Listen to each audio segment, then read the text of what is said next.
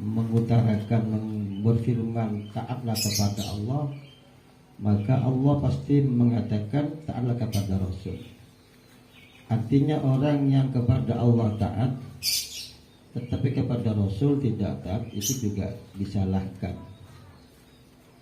Dengan adanya faham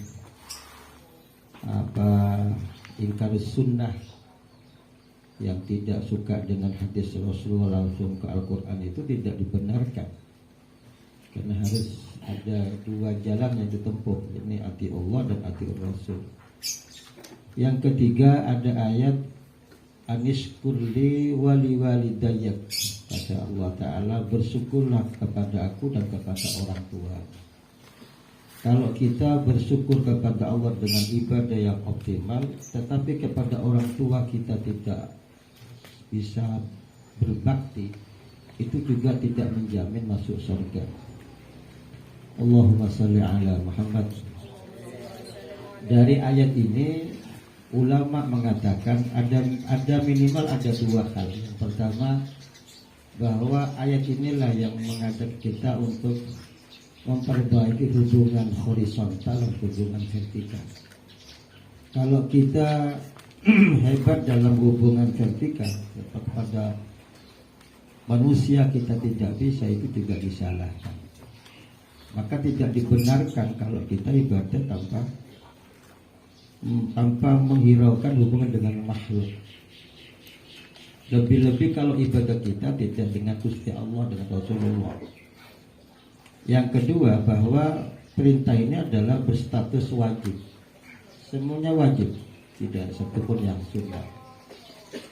Hadirin yang berbahagia, konteksnya dengan masalah dan pertemuan pada siang hari ini, maka bersyukur kepada Allah itu harus diaplikasikan dengan kepada orang tua. Kita ini berbahagia kalau masih ada orang tua.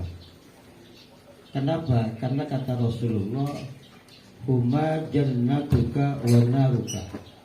Wong tuamu itu adalah pintu menuju surga dan pintu menuju neraka. Kita berbakti kepada orang tua dijamin masuk surga. Kita kepada orang tua tidak berbakti, maka tidak bisa amal kita diterima oleh Allah Subhanahu wa ta'ala. Ada hadis yang dikatakan oleh Imam Ad-Dailami, kata Rasulullah, falyaf'al al-bakku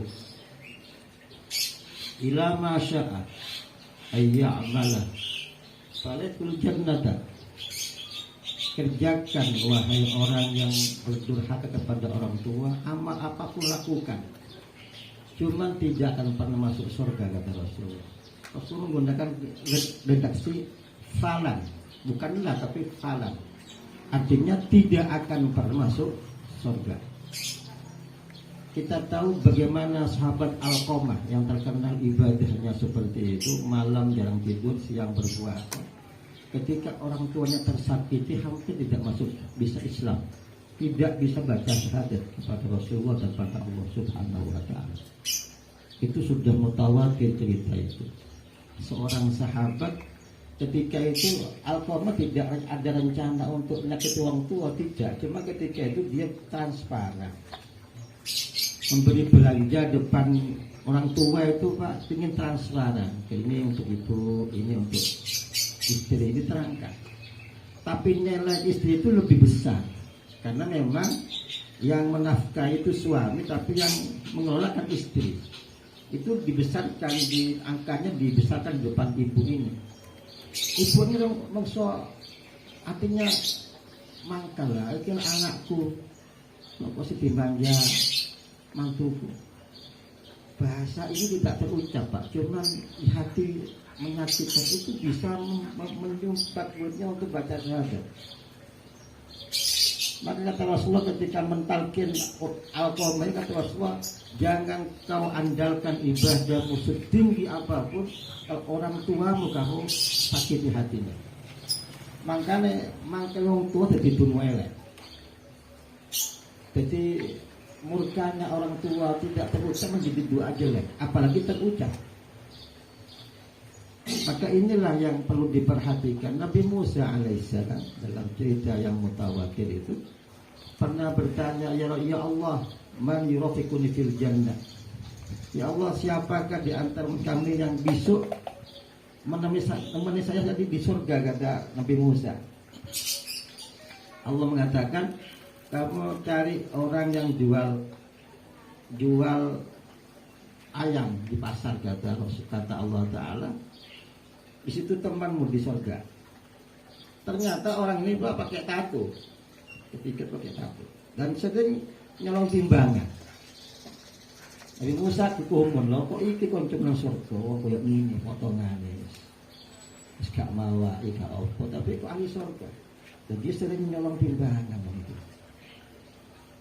Akhirnya dituruti Pak sampai ke rumahnya, itu ternyata di rumahnya ada orang tua sudah lumpuh, didulang oleh anak ini yang jual ayam ini. Didulang terus didusi. Selesai terus ibunya doa. Kalau dungone wong setul kan gak jelas, Pak. Tanya Nabi Musa, itu doa apa yang dibaca? Kata anak itu doanya gini. Ya Allah, ij'al waladi murafaqatan Musa fil jannah. Itu dungane ibunya, Pak. Ya Allah, jadikan anak saya, ya Allah, yang menemani surga nanti dengan Nabi Musa di surga. Kata Musa, aku Musa, kata Musa. Oh iya, tepat. Orang yang pencuri, maaf, dalam kondisi mencuri timbangan itu masih diampuni oleh Allah karena birrul walidain. Maka Rasulullah ketika mendengar cerita ini Rasul mengatakan apa tadi itu? Falyaf'al al-barru ma syaa ayyaf'ala falakul nar, kata Rasulullah. Kerjakan semaumu, amalkan semaumu, kamu masuk surga, kata Rasulullah. Walhasil orang tua ini ketika dimuliakan akan mulia di mata Allah Subhanahu wa ta'ala. Bagaimana ceritanya Uwais Al-Qarni yang di situ terkenal di sama di langit. Itu karena orang tuanya berbakti.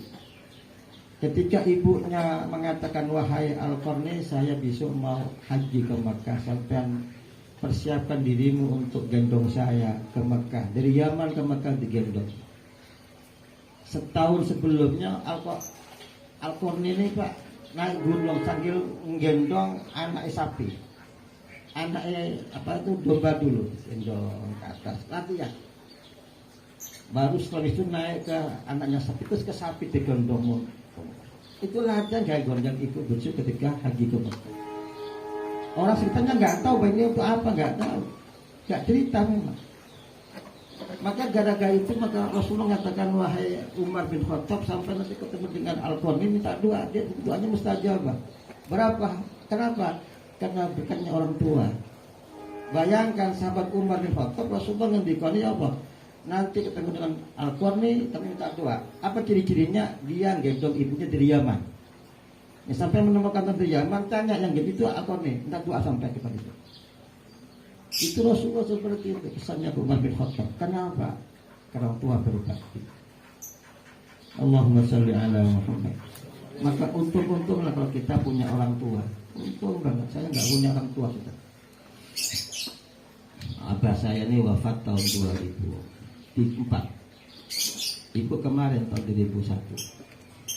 Jadi tidak sempat sempurna untuk kita kepada orang tua itu. Cuma nazaknya saya yang menuntut. Saya bisa sendiri. Ketika saya datang, saya punya tiket itu 2 hari Pak Kausul. Jadi beliau itu seperti itu sudah 4 bulan. Saya punya tiket Minggu dan Senin, Kamis. Ke Surabaya saya, ke daerah Kupang. Saya rumah saya di situ, tiket situ. Nah ibu itu sudah parah mulai Senin. Saya pulang ke Surabaya itu hari Selasa. Pas Zuhur, ibu nazar, saya yang ngalkin sendiri. Pas saya paham ibu itu baca Allah itu saya tinggal langsung. Saya talkin ketika begini, Allah, dia ikut. Allah 3 kali terus boleh hilang. Alhamdulillah begitu. Maka untung-untunglah bapak ini punya ibu masih sehat. Doanya mustajabah. Maka Rasul mengatakan doa ulwalidaini ka doa Nabi. Cuma wong tua loro ini Rasulullah mandini. Pasti mustajabah, dikabulkan oleh Allah Subhanahu wa ta'ala. Maka berbuah berbahagialah kita mengenai orang tua yang masih hidup, yang masih sehat ini. Jangankan doa jeleknya, jangankan doa baiknya, jeleknya pun dikabulkan oleh Allah Subhanahu wa taala. Ada cerita yang dikarang yang ditulis oleh Yusuf Mansur. Itu di daerah Trenggalek itu ada orang punya anak laki-laki. Itu usia SD kelas 5, itu nakal anak ini. Nakal sampai ibunya keprotet dungo elek, muga-muga mati ketiban barang. Itu berjalan dari SD, SMP, SMA, terus kuliah. Lulus dapat pekerjaan manajer BNI di Surabaya. Ketika itu karena sukses dapat 2 tahun, dia bangun rumah di Trenggalek. Setiap hari Sabtu pagi dia pulang ke Surabaya Senin pagi. Bangun rumah di sebelah rumahnya ini. Mari mangan Sabtu pagi itu Pak, mau melihat bangunannya itu, ketiban tembok rumah itu mati Pak. Kata ibunya, aduh ikut dungo kubian sing mustajab Pak. Setelah dihitung ternyata dungo itu terjadi 25 tahun. Dari ucapan ibu itu terjadinya pada saat itu jaraknya jedahnya ada 25 tahun. Maka mohon pada ibu jangan sampai mendoakan jelek. Apalagi ada hati jelek pada anak. Doakan semuanya dengan anak yang sukses ini. Lebih-lebih cucu ini sudah didoakan. Dengan cucu yang sekarang ini tidak menjamin. Karena kehidupan seperti ini anak memang luar biasa karena anak kami. Oleh karena itu yang perlu diperhatikan. Apalagi doa baiknya mustajab.